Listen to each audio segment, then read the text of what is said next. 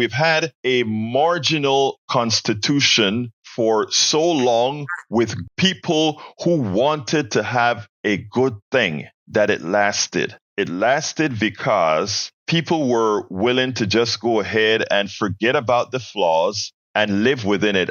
Glenn Ryan is on the chat right now. Welcome. Glenn points out, yeah, the Constitution is flawed. Don't forget there was something called the 3/5 compromise. I know you won't bring up the 3/5 compromise that we eventually voted out. That is where somebody like me was only 3/5 of a person. So yeah, the Constitution did have all these problems, but we lived through it because in the aggregate, people were good. In the aggregate, people were humane. Yeah, we had issues there. We treat women not in the right ways, that we had to then eventually create amendments for that. We had to create amendments for citizenship, all that good stuff. But we were working towards doing good things, but a lot of the problems remained. We never had a president that was willing to, and people like to say he wants to test the Constitution. He doesn't want to test the Constitution, Donald Trump, that is. He wants to destroy the Constitution and use the powers of the United States to be a grifter, to be what he wants to be, to do what he wants to do.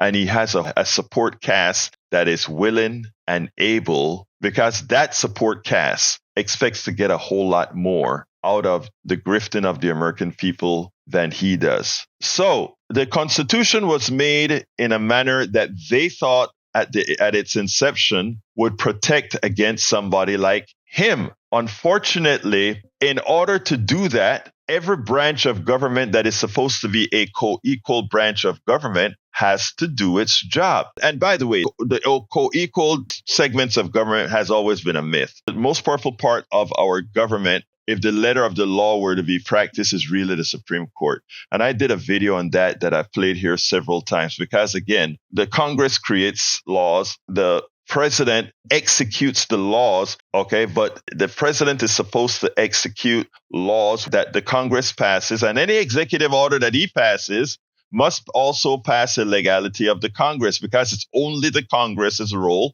to create laws. And the Supreme Court is there to determine if any law Congress creates and that a president signs is constitutional. And you know, that seems to work if everybody abides by that rule. Unfortunately, the Supreme Court, as the most powerful leg in this supposedly co-equal parts of government, doesn't have any way to enforce its ruling. And when I say Supreme Court, I'm talking about not only Supreme Court, but Circuit Court, District Court, etc. That goes all, I'm talking federal courts that go all the way below the Supreme Court levels, etc. They have no way to enforce their ruling. So it has always been that the way we work as a government is we created this Constitution and everybody agrees to abide by the Constitution. And if a judge were to say, all right, you are in contempt of court, you're now under arrest, then that is done.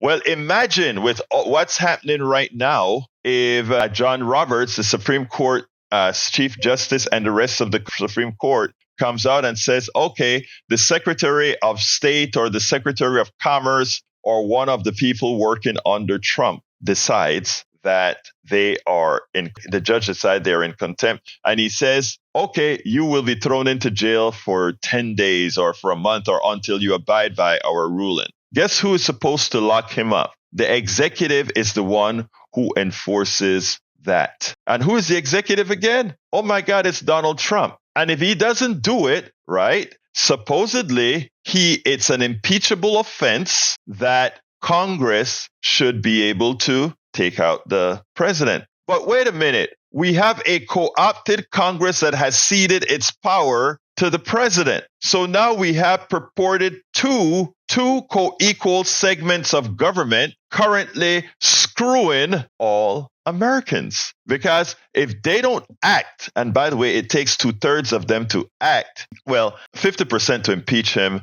2/3 to convict him in the Senate. If they don't act, what happens again? Nothing. Is this a constitutional crisis that we're marching towards? Yes, actually, I think we are already in a constitutional crisis. And the reason we're in a constitutional crisis, you know how you know that? That these law firms that do governmental work are now starting to make deals with the president so that he doesn't freeze them out of government. Folks, all of this is behind the scenes, and most Americans are so busy going to work. They're busy taking care of their kids. They're busy trying to make enough money to survive as this power machine in Washington continues to grind. Unfortunately, the ultimate results of all of this will pain all of us. Now, all of us as Americans that are not the billionaire class, we are the cogs in the entire system,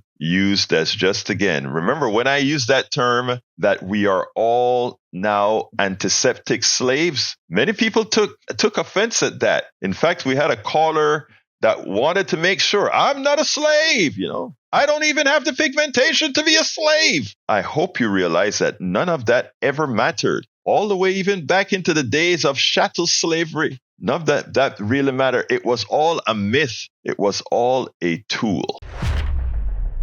We spend a lot of time deconstructing the news, trying to parse it into a form that everybody can understand. We try to find those little nitpicks where it flies above the fray, etc.